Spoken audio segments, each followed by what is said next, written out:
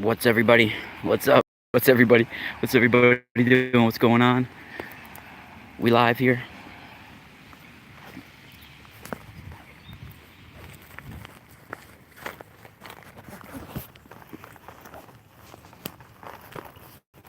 Let me lock my car. Hold on. I'm gonna lock my car up because like I've been getting monitored over here for sure. So I guess the same people have noticed me that work these grounds over the last few weeks. So I've been getting looks and stuff like that. So look at this. So I brought one of my weapons. This is a salt shaker. This is actually from the orchids of Hawaii.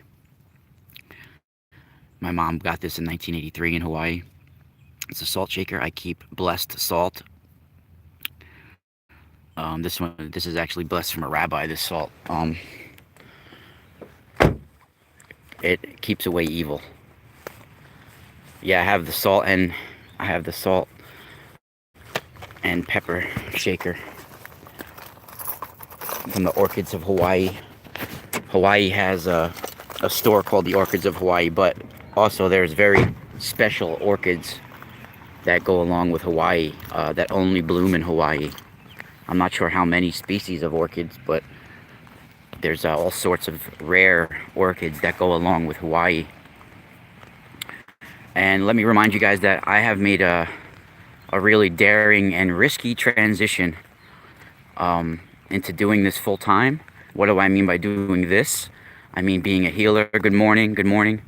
Good morning, Meg. Good morning, Valkyrie. Whoever else is in the chat room. If my baby's watching, good morning. Welcome, everybody. So what do I mean by a transition is that my abilities, my physical and mental health was being locked, suppressed, choked out until it's almost dead by working in a warehouse for the last decade.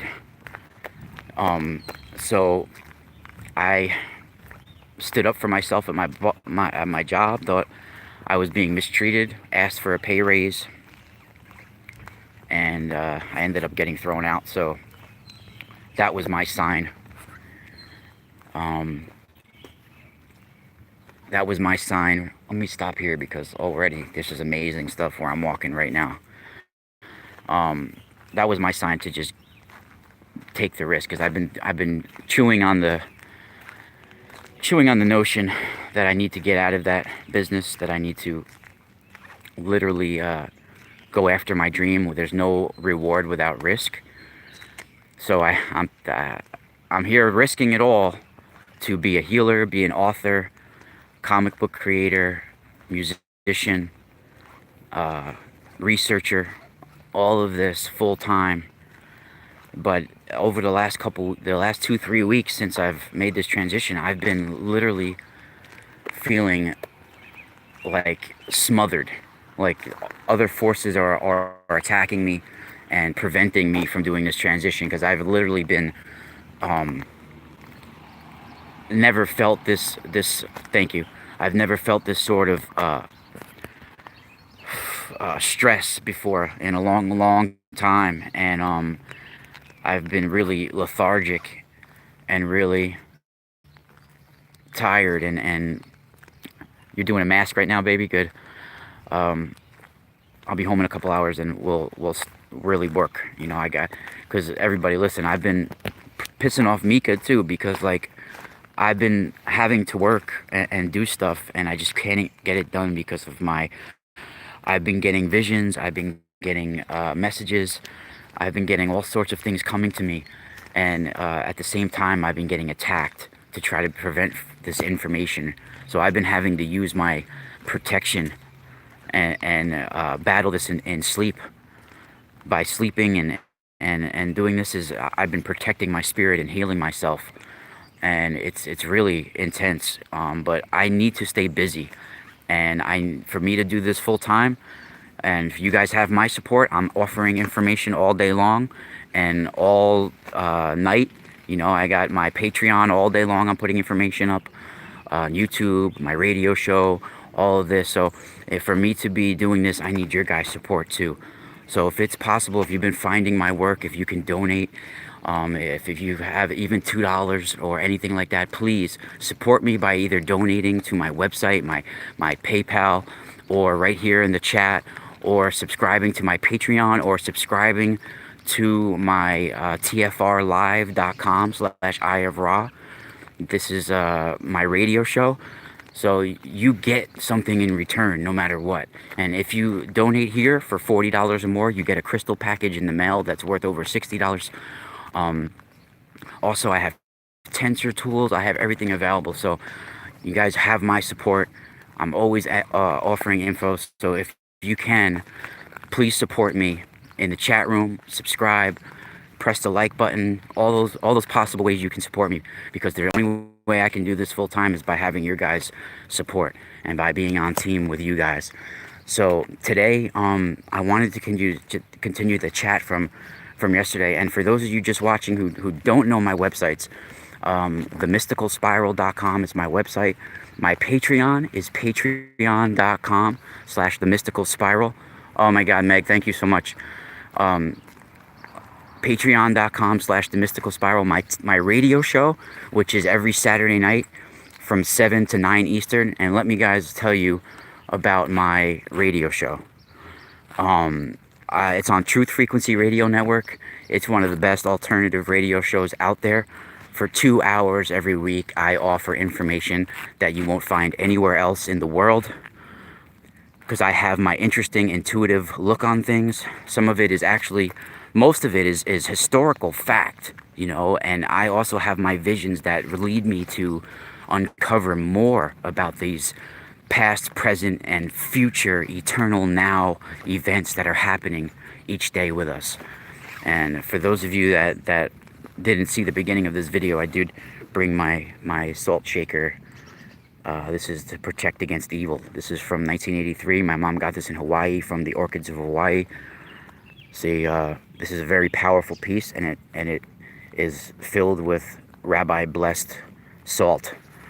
So that is a good protector against evil, and you can spread that across places and draw the line in the sand for evil to stay away. Now, excuse me. So I wanted to continue the discussion. And by the way, my tensor tools is amazing. I have a tensor and crystal package. So for like $69, you get, in my opinion, a priceless tensor tool and crystals that you can't find anywhere else, because I put them with a high frequency generator vibration on them, orgone pyramids to enhance it. And it's taken me years to find the right source of crystals in Brazil. So I'm very careful with where I get them from and how, and who touches them first. And it's really an amazing experience. You know, it's wow. So look at these stones here for a minute. So let me, there's a car coming, so let me go, because if you guys have been watching my series, you guys have been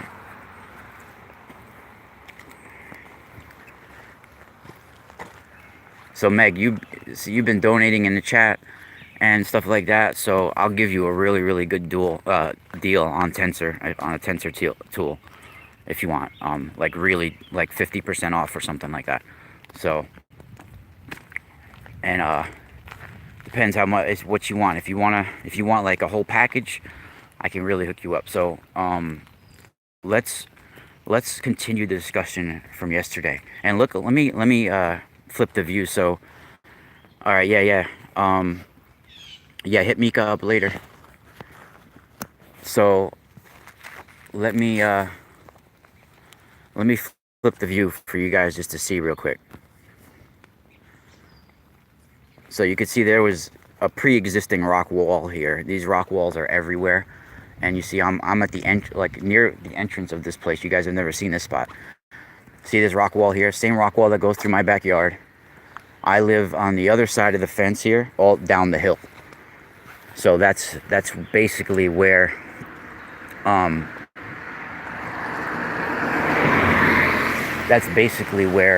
my parents' house is. And all through these areas, you can see that there's all through these areas. Why did that guy cover his face? Wow, that was weird. The car that was passing me was just covering. Well, it's my parents' house down there, at least. It's not where I live anymore, but I do have a lot of my shit still there. But it was my mom and dad's house. It's about 100 yards over that fence right there, and this is the entrance to the place. But you could see all these rock walls. A lot of them are bisecting rock walls, and they're running east to west on ley lines. I've looked on certain maps from Google Earth, and they are all, in my opinion, on electromagnetic hotspots. And there's underground water that crisscross, like they go, one's going this way and one's going this way, and at the point where they crisscross is where a lot of these sacred sites are, and a lot of these monuments are, a lot of these, rocks. And you could see that. I think this wall here was pre-existing from, before anybody came around here. And then they added all these top rocks because when they were putting probably monuments in this area and all this stuff, when they were digging in the ground, different things to plant, these rocks came up, and they probably just threw them on here with a crane, some of them, because this is intense. But some of these are pre-existing, and you can see when you look closely on these, it's almost, these were definitely cut at one time. And something looks like it's inside of that. You know what I mean? Like, look, this looks like some sort of, it doesn't form like that. This looks like some sort of, metal or something like that is inside, almost like it almost looks like a harness for a horse or something like that. This whole piece here, it's like some sort of something, right? And it's like something's inside of there. And most of these stones, when I start to look at them, they're all different type of stone, and they all have little markings on them. All of them have like little markings that I find all the time. There'll be like etchings if you start to look close, and you start to look on a lot of these. Like, look at even this one. Like, all of these look like there's little markings on them. That one, look, it looks like it could be an A or an I or something like this, or even like just etchings. I mean, they all have like moss and stuff on them, but a lot of them have etchings on them and things like that. I mean, and these are huge boulders here, and so many of them. I mean, look at all this. And a lot of these are slab stones that I think were used in dolmens at one time. I mean, look at all of these. This is almost like a giant handprint grabbed that at one time. Look at that. It even has the area for the thumb. Look at that shit. That's pretty intense. Look at that. So let's talk about, first of all, I wanted to finish the story from yesterday. And you see these are very interesting stones here. Look at that one. And I took the one from yesterday. I got it in my trunk still. This is very weird. I mean, look at these.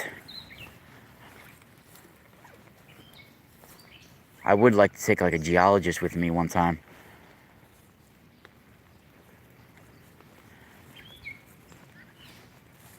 Wow, look at this stone.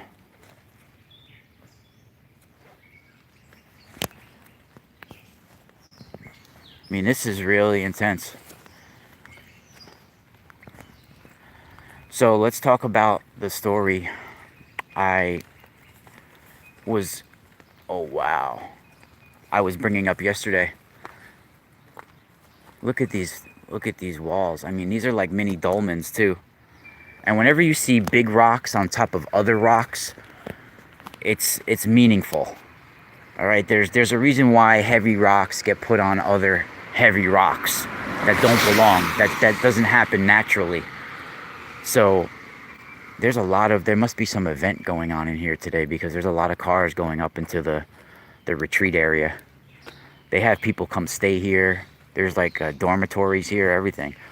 You know, when I was little, I went to nursery school on these grounds. And look at this slabstone right here.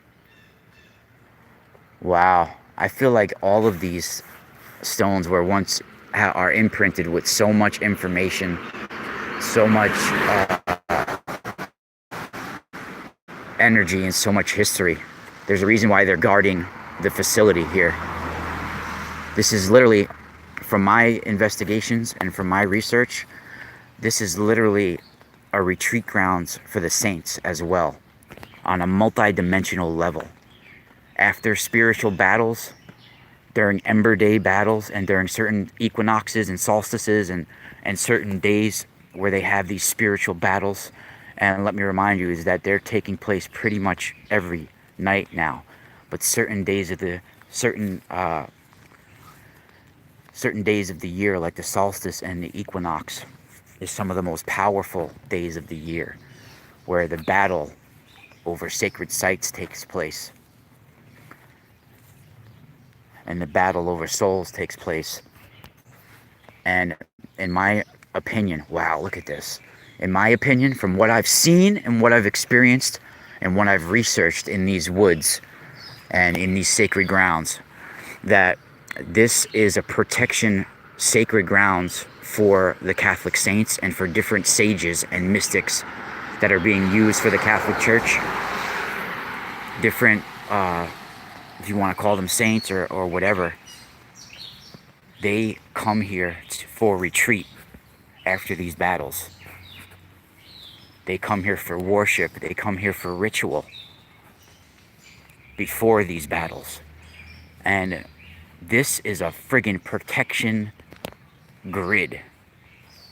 This is an electromagnetic net of energy specifically arranged to protect these grounds. Whether the people that come here know it or not, is that these rocks, these trees, they are all standing here as guardians, protecting. Look at that rock right there.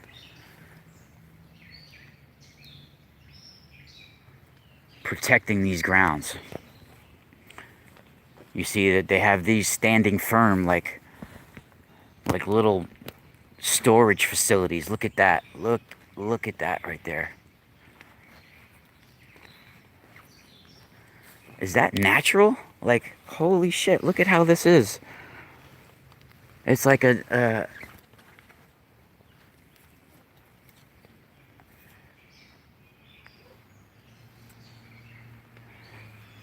almost like some sort of ancient jellyfish or something wrapped around something and then got frozen like that, or I mean like got mud fossilized like that. It looks like a giant jellyfish or something is wrapped around something else. You see that? That's literally like what it is. So the Hudson River is down there, down that way. So at one time, for sure, if there was a worldwide flood, the waters were this far up, for sure.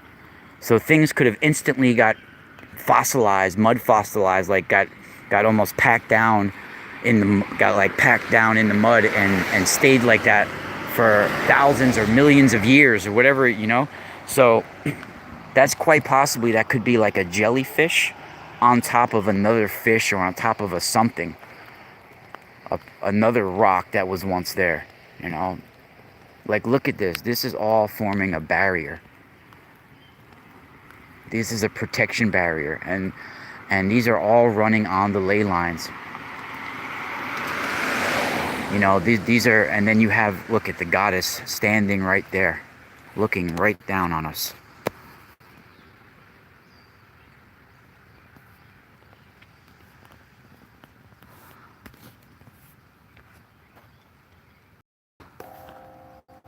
Wow, that was creepy, because the bell just like sent a shiver up my spine.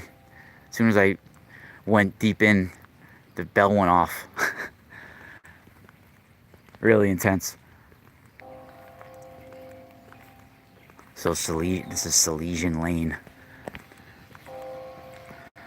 So let me continue my discussion from yesterday. So yesterday, I don't know if you guys remember, we left it off, and I was talking how Kabbalistic rabbis will sometimes they will lock evil objects or sacred objects or something sacred or something evil. They will lock it down within a trunk or a chest or something. They'll lock it down within a trunk or a chest, and they'll keep it locked in an attic or a basement or somewhere like that for generations.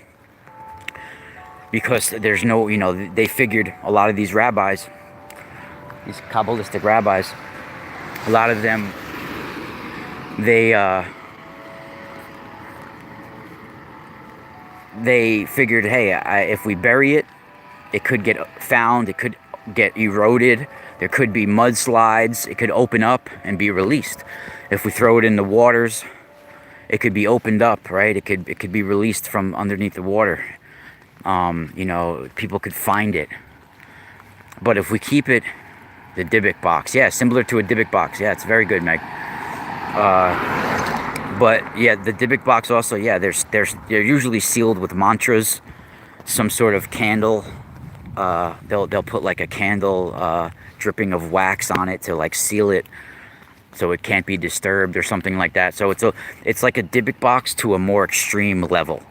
Let's put it like that. And they'll keep it in their families for generations and generations, and they're basically a family secret of evil.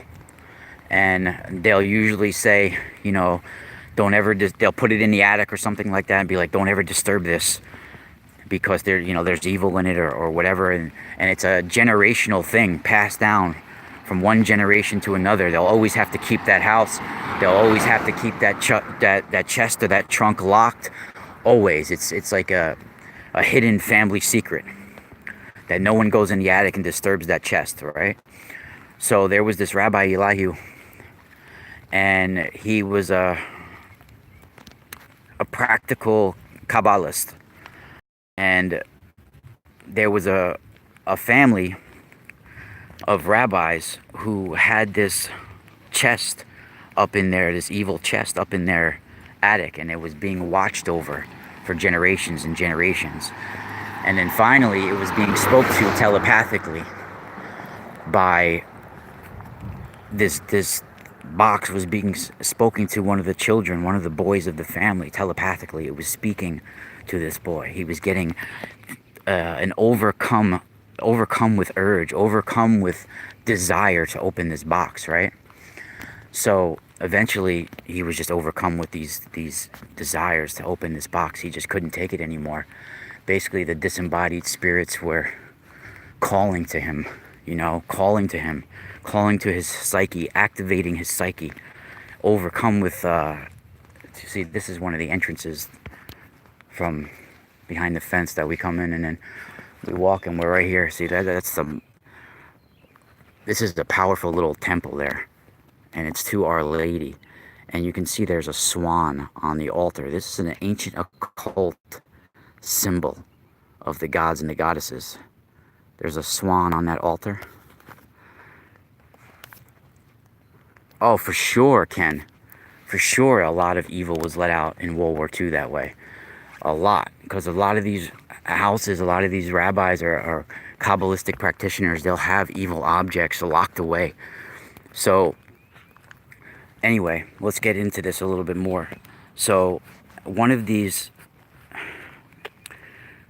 let me rewind the story a little bit. So inside this chest, inside of this evil trunk, this rabbi had locked away 4 evil witches that were either plaguing the area or battling with this Kabbalistic family, and a rabbi from 100 years before had locked away these 4 evil witches inside of this trunk, and they were keeping it in this house, in this attic, for generations, until this boy was being overcome with urge to open this chest. So finally, when no one was around one day, he went up there, he broke the seal, and he opened up the chest.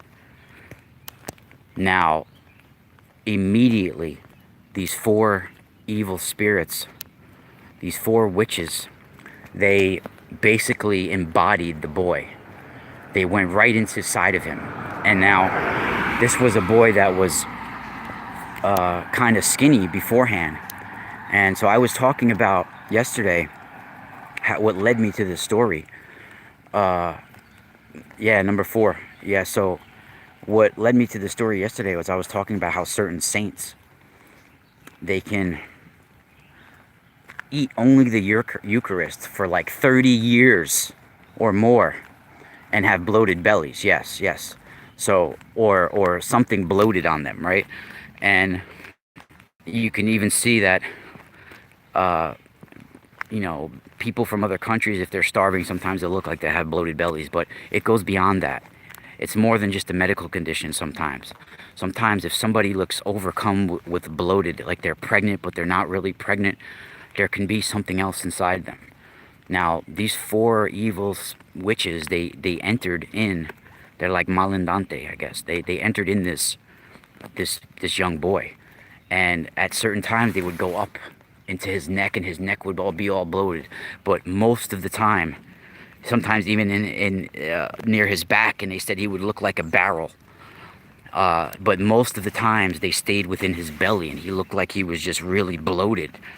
And the boy could only walk on all 4s like a dog. They say sometimes he would be growling like a dog. Sometimes he would make these moans that sound like a mad cat, like an angry cat, like a cat being held against its will, like stuff like that, like evil.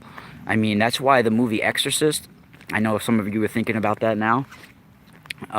Those exorcism sounds that people make, they literally, that's what demonic entities or disembodied spirits will sound like when they're inside of somebody.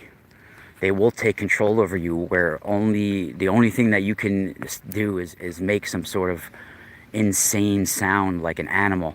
Look at this too, right behind that rock wall where I was talking about before, where we were walking. All of a sudden, this guy's just sitting right there. We were just walking right there. Look at this. And I want to point out that Diana, Isis, Mary, whoever you call her, standing before you here, she is the goddess of the hunt. She is the goddess of the deer and the wild animals. And I was talking the other day about the arrows, going through the throat, and a lot of these, and her having the pentagram on the throat, and a lot of these monuments, and Our Lady of Chisakawa, and all these places have associations with the throat, or with an arrow going through the throat. Let me remind you that Diana is the goddess of the bow and arrow. She's the goddess of the hunt. So that's very significant that we have the bow and arrows, and the arrows going through the throat, and her having the arrow and the pentagram on the throat, where the mantras are spoken from, where the speech is spoken from. And you see all of these are the gloryful mysteries, the sorrowful mysteries. All of these statues you see here are all the mantras that you chant for Mary. The gloryful mysteries, the sorrowful mysteries, the luminous mysteries, all of these different mysteries. I think the luminous mysteries, and they were added by John Paul II, I think, but those are more recent. But so these evil spirits embodied this young boy, and he can only crawl on all fours and moan like a cat. So the Kabbalist in the area, the rabbi in the area who was the master of Kabbalah, they bring him, this young boy, to this Kabbalistic practitioner, and they say he was a practitioner of practical Kabbalah. There's different sections of Kabbalah. So they bring the boy to him. He immediately knows the boy is possessed. He takes the boy by his shoulders, and he puts the boy, and he says, you know, take the boy back to my home, bring him upstairs, and let's see what's going on. So he takes the boy up there, takes him by the shoulders, and he grabs the Hebrew Bible. He grabs the Torah, and he opens up to the Psalms and just reads at randomly any psalm. And he was doing this a couple of times a day and getting no results. So finally, after coming home from like this, he had to come home from, the rabbi was attending a sort of a sermon where people are doing a ritual that mimics, basically the original one was they would sacrifice their firstborn son, but now there's like a degraded version of this ritual that they like do something about the firstborn son. So he was at this ritual, and while he was there, he had this like premonition come over him, like, oh my God, this is going to be the day that I exorcise this boy and get these evil spirits out of him. So as soon as he comes home from this ritual that he was, you know, attending, he comes home, he grabs the Hebrew Bible, the Torah, the first 5 books, right? And he opens up the Psalms, but he opens up directly to Psalms 91. And he started chanting Psalms 91, but really being specific on the vowels, or a certain way that he would say it, because he knew about Kabbalistic spoken word, and he knew about gematria. So he was using certain codes within saying Psalm 91, and then all of a sudden the boy pointed his finger out towards the window. The rabbi opens the window, and he sees one of the lumps coming up and going out, and the boy said, that was just one of them, there's 3 more. And he kept going and kept going until they all were released out of this boy, and they were released out the window and went as far away as they could. So they went into the atmosphere. They were released. And see, the whole thing is, these Kabbalistic practitioners, in their minds, they were like, as long as they're away from the Jews, they're fine. See, that's not the right way to do things either. Yeah, you might have cured that boy, but you're casting them out onto somebody else. And these disembodied spirits, they go after the weak. They go after the weak first. They're not looking for a fight. They're looking where they can embody someone very quickly, and they're not looking for war. You know, they're looking to take over somebody as quick as possible, and they're looking for the weak. And I feel a lot of those were released during World War II, Ken. That's a good call. Because since the 1940s, in general, there's been a lot. And not just since World War II, but there was a lot of witchcraft being revived. Especially from the OTO, the Order of Temple of Orient, which is and the Process Church. These are satanic organizations that are they demand sacrifice.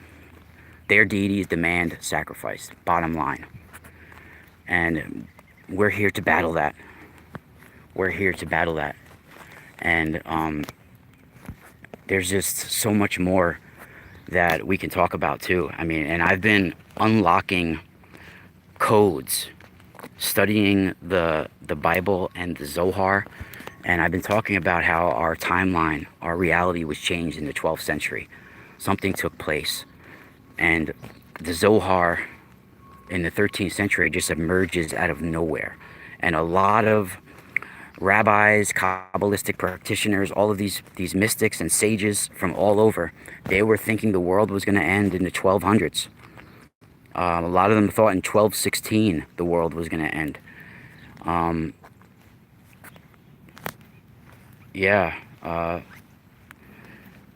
Like I said, the Army, the Navy are involved in this. It's a sad thing, and a lot of the doctors that have to do with babies are involved with this. They've been taken over, and on my Patreon, I'm gonna reveal some information only for patrons, like the picture of the doctor that gave birth to me and his name and things like that, because he's dead now anyway, so it doesn't really matter. But there's many others. I mean, everybody has heard of the cult of Satan and the Temple of Set, and Michael Aquino and Lieutenant Colonel Michael Aquino and all of these people. I mean, all of these organizations are using the dark side of rituals to manipulate the forces, manipulate the masses, because everything is a ritual. You know, going to church is a ritual. Being Christian is a ritual. There's rituals involved in everything, right? But they're using the ultimate dark side, where to get what they want, they're willing to do whatever it takes. They figure that I should eat whatever I want, whenever I want, fuck whatever I want, whenever I want, take whatever I want, whenever I want, do whatever I want, no matter who it hurts, no matter who it walks on. I want and want and want. It's a materialistic God. It's a God about loans and contracts and mortgages. You give me something and I'll give you something back. I'll lend you this as long as you pay me. That's what these gods are about. And that's what this realm has become about. Think about it. We are getting pimped by Baal, by materialistic gods, where it's all about ownership. It's all about mortgages and contracts. Our souls are being harvested. And they're trying to keep me suppressed, and various other truth seekers suppressed. They want us broke. They want us dead. And it's up to us to unite and support each other. And I've been talking about this, and we all have to unite. There's no way we can do this alone by ourselves. And in my opinion, there's going to come a time where we all have to give up the computers, give up the technology, and go off the grid. That's why we need to all support each other, where we all can get a little nest egg or stack pile or this or that, so we can all figure out what's best for us and how we can get off the grid. Because they have made this world designed for you not to be able to live off the grid.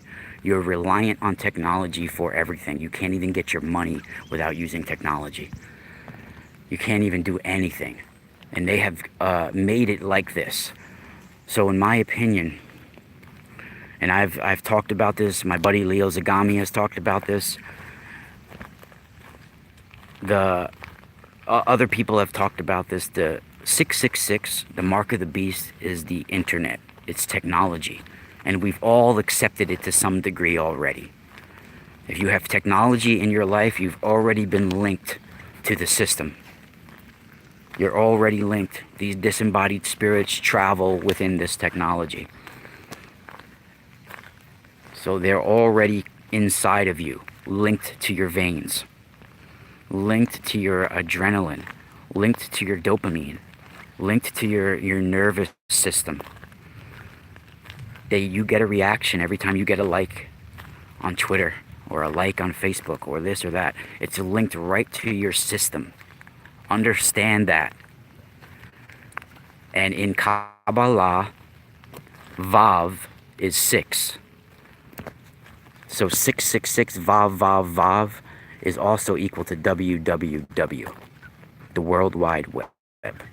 And I could take this a step further. I've broke it down before.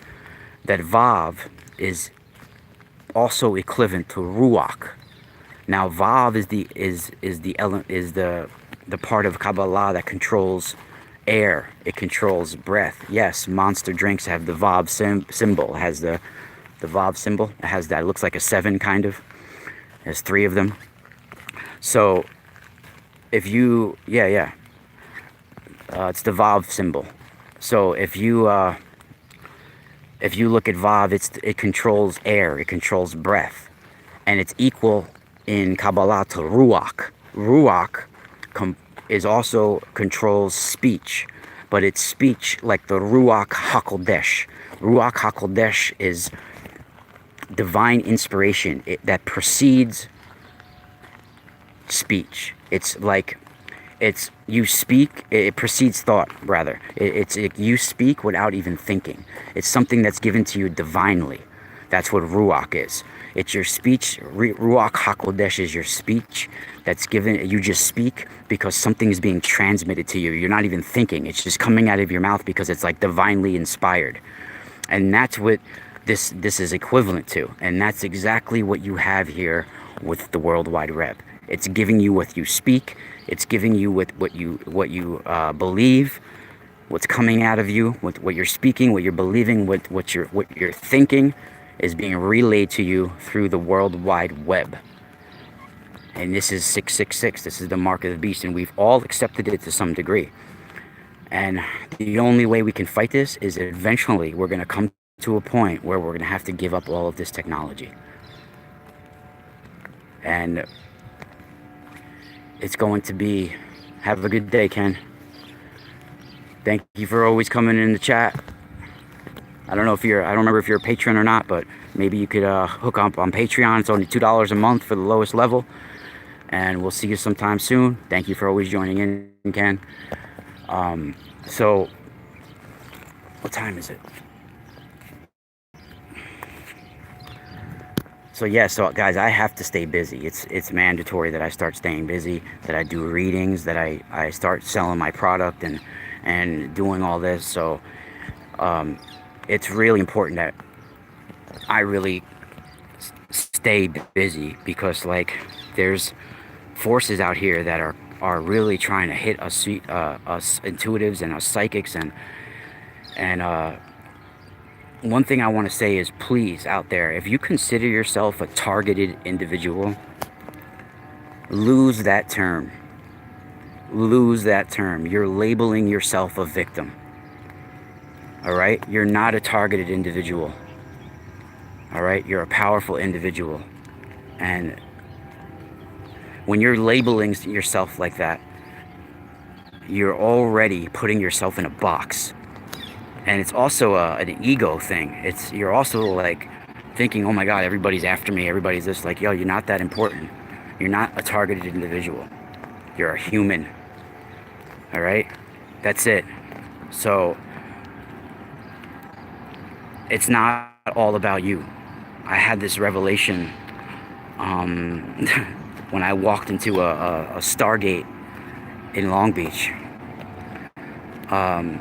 Yes, I'm gonna keep up the music for sure. I mean, the music's how I get out my emotions and get out my feelings and heal myself, because we all need some sort of outlet like that to heal ourselves. There's no doubt in my mind that one of the main reasons why we're found so interesting is because of our music and because of our art. And there's multi-dimensional beings, codes, if you want to say that, get activated within our energetic layers and our energetic worlds around us, our surrounding worlds. And they come to you.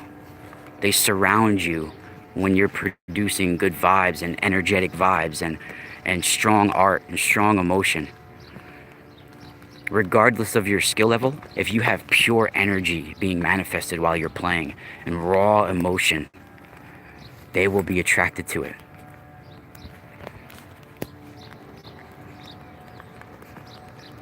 They will feed off it in some ways. They will rejoice in it. They'll get high off it, is what I'm saying. And there are multidimensional entities that, if you want to say, they live in another layer of our existence, another layer of our reality. And at one time, they were walking alongside of us, just like another member of our world. But our reality was switched. We were switched to a different reality. And so, check this out, everybody. I was having a dream, visions of the Chartres Cathedral. And because I was researching the Chartres Cathedral, but I was seeing the labyrinth that I've talked about, that I've posted before. I was seeing this labyrinth as a crop circle in my dream. And I think at the same time that I was dreaming that,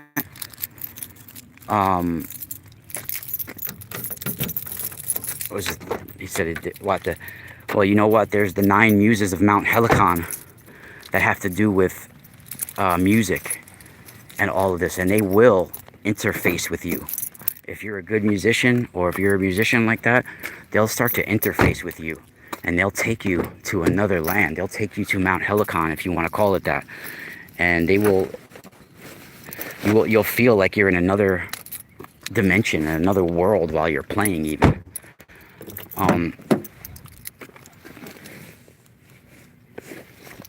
So I forget where I was going with that now. I'm looking for, I didn't even bring my guitar with me today because it's rainy, but I will bring it next time.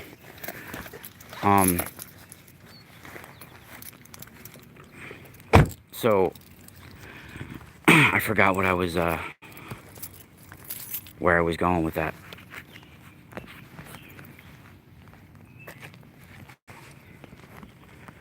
But what we were talking about now, I forgot where we were going with that. I'm gonna walk into the woods for a minute. I got this salt with me too. Got an idea. But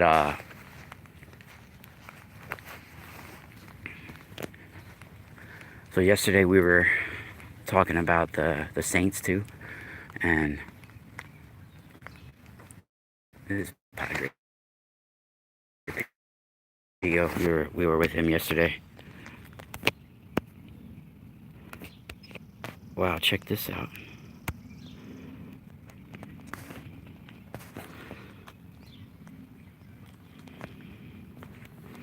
That's Padre Pio.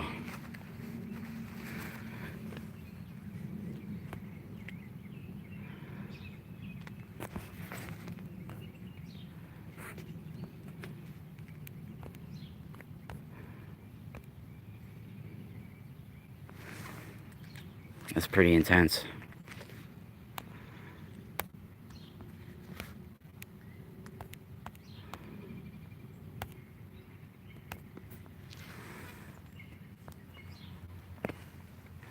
Can you guys see that? The way I'm seeing it?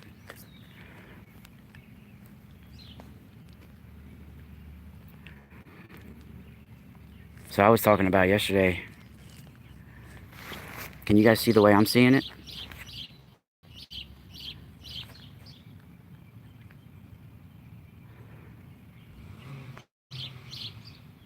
They're revving their engine up. There's an old lady. Wow, the birds are all of a sudden going crazy now right here.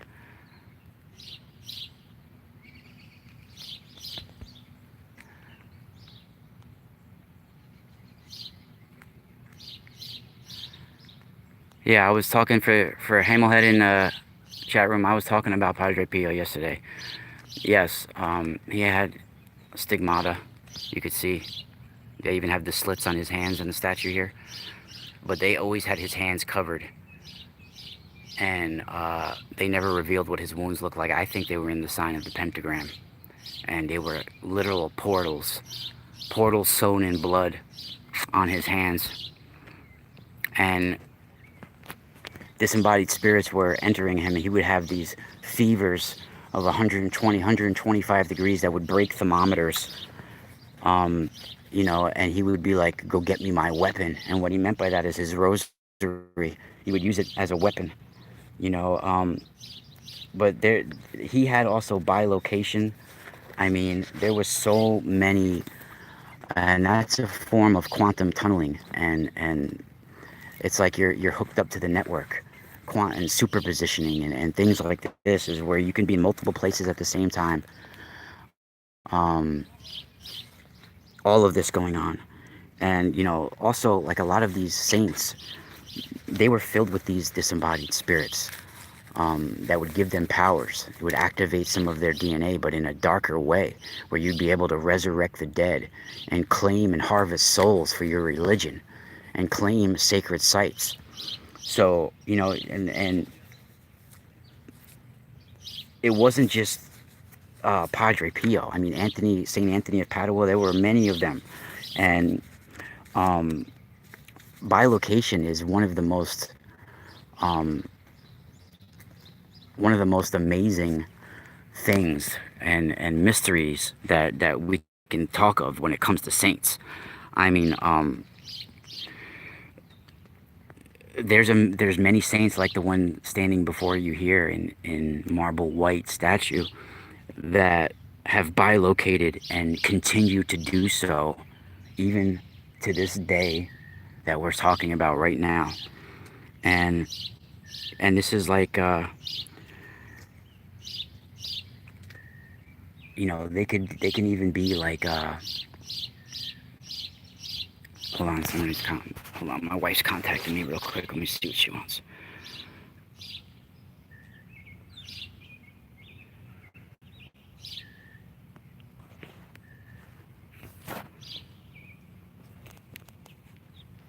All right, baby, I'm gonna be home in a little while anyway. Why was this lady just walking over here to see what I was doing? That lady, you can't even see her on the camera, right? It's weird.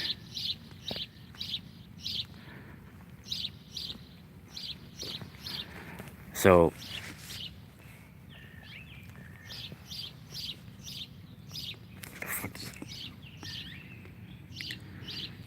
let me get back to what I was talking about. So Padre Pio wasn't the only one. We have other people that have bilocated.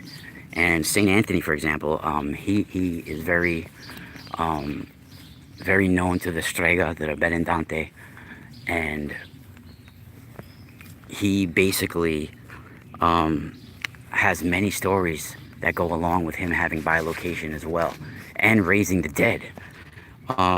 So there's a story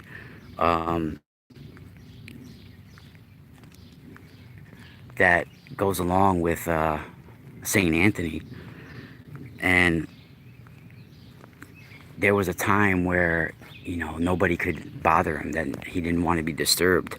And then after a while, he resumed his preaching and went back to his regular work. But while he was like in sabbatical, they said they were seeing him present at other masses, even though he was in his cell, you know, not to be disturbed. And these were masses that he had promised to participate in, but then decided to stop preaching. And they said that all of a sudden he would appear present at this mass, like people would see him there.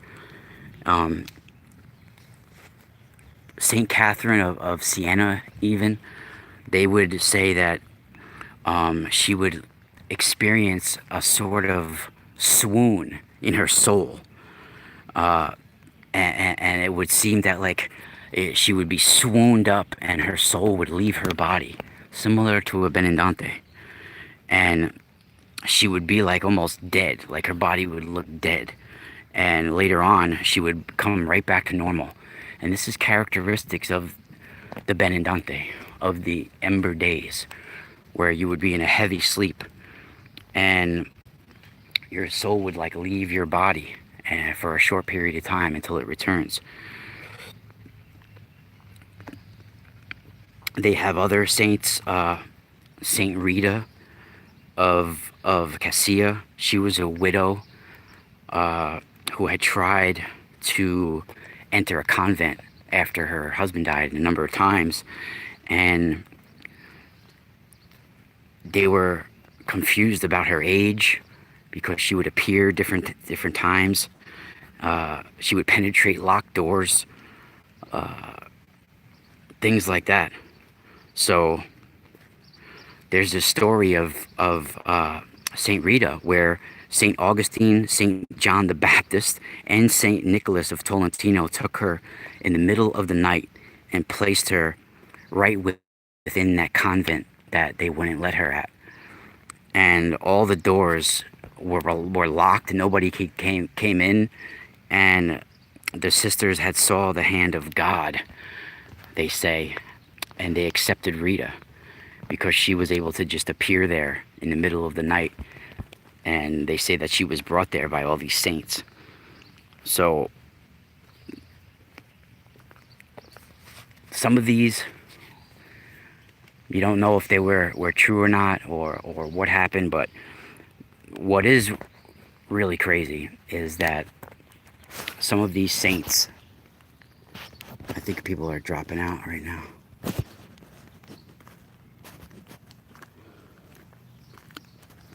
Some of these saints have an incorrupt body. They stay with an incorrupt body for a long periods of time. And now, wow, look at that. That's pretty funny. So, how is this possible? Now, when I've talked about this before. When a body is being used after death in the spiritual realms, a sorcerer or some sort of magic practitioner or otherworldly entity that knows this magic or this technology, they can mark a body before death. So during death, it will stay in an incorrupt state while it's being used in the spiritual realms, while it's doing the bidding for its master. And a lot of these, this is ancient Egyptian technology, ancient Atlantean technology, very old ancient forces. And a lot of the saints, and when bodies are used in sorcery like this, they will say they stay in an incorrupt state. They will have certain fragrances of flowers and different things that were used in the ritual during their even Anubis was talked about preserving the body at death for renewal. So the body is being used after the world. After this world ends, it's being used in the other world for spiritual reasons. And it could be used this way. And the incorruption bodies of saints sometimes will have fragrant smells, flowery smells. In fact, Padre Pio was having these fragrant smells come out of him even when he was alive. People would be like, what's going on? Why is this happening? He doesn't wear perfume? Where are these smells come? And only a certain amount of people would be able to smell them. Not everybody would be able to smell it. It's only people that were getting a spiritual transmission from him that were able to smell it. So this is somebody that was embodied by otherworldly beings, and he was being used in sorcery. And they will stay undecayed and against all laws of death, all the natural laws of death. And there's some really interesting dramatic cases like this. I mean, some of the most amazing and mysterious ones that we can talk about real quick is Saint Bernadette. Now, Saint Bernadette died in like 1870 something, and Saint Catherine as well, who died in 1870s as well. Now, Saint Bernadette's body is in a glass case somewhere in France, and she's visited by thousands and thousands of people every year. Saint Catherine, her body is also in a glass case, in Paris. So there's something going on in France. In the 1980s, there are sisters at one of the convents who remember when they exhumed the body of Saint Catherine in 1933, and they talked about it in the 1980s, and they were saying that they described the body as being flexible and supple, that the arms and the legs could move freely like they were alive, and like those, like they're bending at the joints. And you can find a book titled The Incorruptibles, and they talk about 102 cases of incorruption of these saints, and there's been many, many more. So there's been different times where bodies have got stronger, they've elevated, they've transformed, they've come back, and I mean, there's so many that we can get into as well. I mean, there was this Lebanese monk. Before I go, I'll leave you guys with this. There was this Lebanese monk, and even Don Bosco, right here where they have the monument over there, big Don Bosco. He's another one. But the body of this, I think his name was Saint Charbel Malkouf, a Lebanese monk. He was a hermit. He was a monk. His body stayed incorrupt from the late 1890s all the way to the 1960s. The body was soft. It was supple. They say that his flesh was of a regular color. It was a natural color. It didn't seem dead, and it was bleeding if it was cut.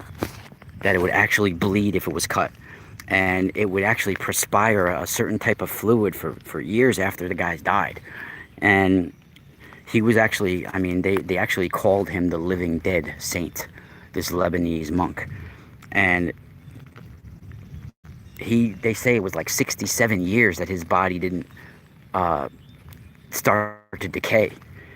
And so what's going on here? I think it's definitely because this monk and other sorcerers had pre-arranged it prior to death that he would be used in the spiritual realms, or he was being used against his will even by other sorcerers.